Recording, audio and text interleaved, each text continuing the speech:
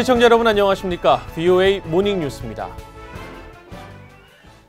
첫 소식입니다. 존 볼튼 백악관 국가안보보좌관은 북한과의 실무 협상이 곧 재개되길 바란다며 비핵화에 대한 북한의 전략적 결단을 촉구했습니다.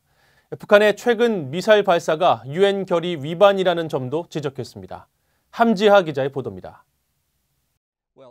존 볼튼 보좌관은 14일 VOA와의 인터뷰에서 판문점 미북 회동 이후 양측이 아직 실질적인 실무 협상을 재개하지 못했다며 조만간 협상이 시작되길 바란다고 밝혔습니다. 그러면서 북한이 핵과 미사일에 대한 전략적 결정을 내리는 것이 핵심이라고 덧붙였습니다. We're hoping those begin again soon. The real issue is whether North Korea will make the clear strategic decision to give up its nuclear weapons and its delivery systems. 비핵화 방식과 관련해 트럼프 대통령이 하노이 정상회담에서 제안했던 빅딜을 원한다는 점도 분명히 했습니다. 북한이 적당한 양보를 하고 경제적 이익을 취한 뒤 약속을 번복하는 과거의 실수를 되풀이하지 않을 것이라며 북한의 결단과 이행이 먼저임을 강조했습니다. So what we're looking for, what President Trump called the big deal when he met with Kim Jong-un in Hanoi, is to make that strategic decision to give up nuclear weapons and then implement it. And then all kinds of things are possible after that. 볼튼 보좌관은 또 북한이 핵무기 포기 대가로 얻을 수 있는 밝은 미래를 언급하며 이를 위한 문은 열려 있지만 북한이 아직 그 문을 통과하지 않았다고 말했습니다. 이어 북한의 최근 거듭된 미사일 발사는 트럼프 대통령과의 약속 위반은 아니지만 유엔 안보리 결의 위반이란 점을 상기시켰습니다. 특히 한국과 일본, 이 지역에 주둔한 미군에게 위협이 된다고 꼬집었습니다. We think the range could probably hit all of South Korea and parts of Japan. That, of course, would endanger our deployed forces as well. 볼튼 보좌관은 중국이 북한의 핵 보유를 묵인할 가능성을 묻는 질문엔 중국 또한 계속해서 북한이 핵무기를 보유하는 것을 원하지 않는다고 말해왔다고 답했습니다. 그러면서 북한의 핵 보유가 동북아에 불안정을 가져오고 이것이 중국의 경제 성장에 해를 끼친다고 말했습니다. VOA 뉴스 함지하입니다. 유엔이 유니세프와 미국 구호단체가 추가로 신청한 대북 제재 면제 신청을 승인했습니다. 최근 인도주의 차원의 제재 면제 승인이 증가하는 추세입니다. 오택성 기자가 보도합니다. 유엔 안보리 대북제재위원회가 유니세프의 추가 대북제재 면제 요청을 승인했습니다. 제재위는 지난 8일 유니세프의 추가 요청을 승인하고 웹사이트에 이에 대한 서한과 함께 유니세프가 추가로 요청한 반입 물품 목록을 공개했습니다. 유니세프가 추가로 신청한 물품은 19만 1,600달러가량의 구급차 9대입니다. 서한에 따르면 구급차는 중국 단둥에서 출발해 신의주로 반입될 예정이며 유니세프는 내년 2월까지 전달을 완료해야 합니다. 이에 앞서 유니세프는 지난 1월 결핵과 말라리아 퇴치 프로그램을 위해 제재 면제를 신청해 52만 달러어치의 물품 반입을 허가받은 바 있습니다. 유엔은 또 미국의 대북 지원단체인 메노나이트 중앙위원회 MCC의 제재 면제 추가 요청도 승인했습니다. MCC는 추가 물품 반입이 아닌 기존 물품 반입의 기한을 연장해 줄 것을 요청했습니다. MCC는 지난 3월 북한 어린이들의 건강과 영양 개선을 위해 위생과 수술도구, 보관 용기 등의 반입 허가를 요청해 승인받은 바 있습니다. 유엔의 이번 승인으로 MCC는 기존 기한인 올해 10월이 아닌 내년 2월까지 해당 물품을 반입할 수 있게 됐습니다. 한편 최근 인도주의 목적의 제재 면제 요청에 대한 안보리 대북제재위원회의 승인이 증가하는 추세입니다. 제재위는 지난 7월 한 달 동안 유럽연합 식량안보사무소와 월드비전, 세계기아원조 등 5개 인도주의 지원단체의 제재 면제 요청을 승인했습니다. 이 같은 수치는 지난 넉 달간 제재위의 면제 요청 승인 건수 중 최다입니다. 제재위는 이달 들어서도 보름 사이 유니세프와 MCC의 추가 요청 외에 대북 인도주의 단체, 조선의 그리스도인 벗들의 대북 물품 반입을 허가하는 등 3건의 제재 면제 신청을 승인했습니다. VOA 뉴스 오택성입니다. 한국에서 발생한 탈북 모자의 비극적 사망 소식에 애도의 물결이 일고 있습니다. 이들 모자를 추모하기 위해 마련된 분향소에 시민들의 발길이 이어진 가운데 탈북민에 대한 한국 정부의 관심을 촉구하는 목소리가 높습니다. 서울에서 안소영 기자입니다. 15일 비가 내리는 궂은 날씨에도 서울 광화문 인근에 차려진 천막 분향소가 조문객들로 가득합니다. 야사 후 2달 만에 발견된 것으로 추정되는 탈북민 한모 씨와 6살 배기 아들을 추모하기 위한 시민들의 발걸음이 이어지고 있는 겁니다. 북한 인권단체 총연합 등 탈북민 단체들은 탈북모자의 안타까운 죽음을 알리고 이 같은 사건이 다시는 발생하지 않게 하기 위해 분향소를 설치했다고 설명했습니다.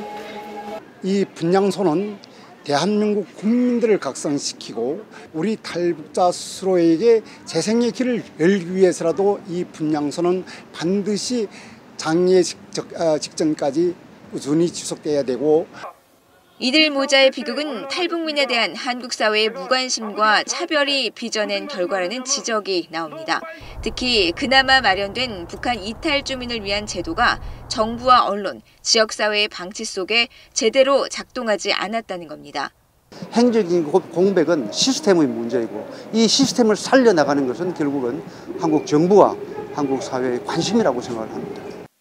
손 전 이사장은 지난 1997년 만들어진 북한 이탈 주민에 대한 기본법이 꾸준히 개선되고 있다고 말했습니다.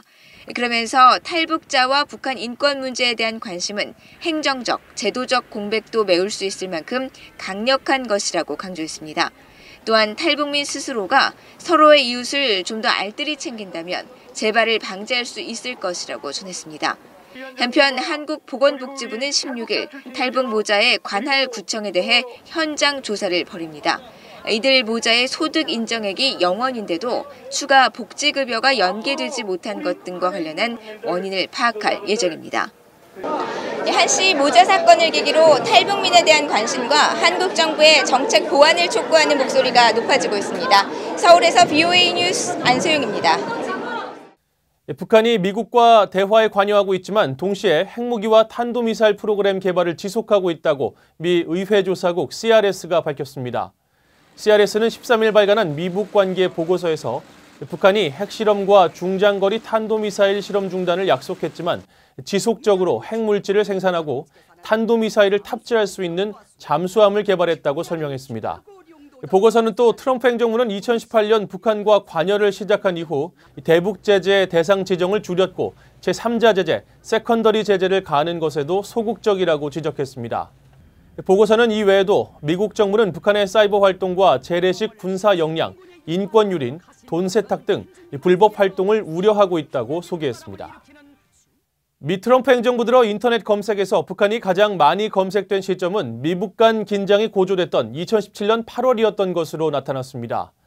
세계 최대 인터넷 검색 사이트인 구글의 검색 트렌드를 분석한 결과 트럼프 대통령의 화염과 분노 발언이 나오고 북한이 중장거리 미사일로 괌 포위 사격 위협을 했던 시기 북한 관련 검색이 집중됐습니다. 그 밖에 북한의 중장거리 미사일이 자주 발사되던 2017년 4월과 트럼프 대통령이 김정은 위원장을 로켓맨 등으로 불렀던 같은 해 9월, 북한에 대한 검색 비율이 높았습니다. 북한을 가장 많이 검색한 미국 내 지역은 하와이였고 이어 워싱턴 DC와 알래스카, 워싱턴주 등의 순이었습니다. 러시아의 군사자산이 현재 북한 군사장비와 기술의 핵심 축을 이루고 있다고 미국의 안보 전문 매체가 밝혔습니다. 미국 안보 전문 매체 내셔널 인터레스트는 14일 러시아가 지난 반세기 동안 북한에 직접 군사기술과 무기를 이전해 왔다면서 러시아의 국방 원조가 북한을 군사 강국으로 이끌었다고 평가했습니다.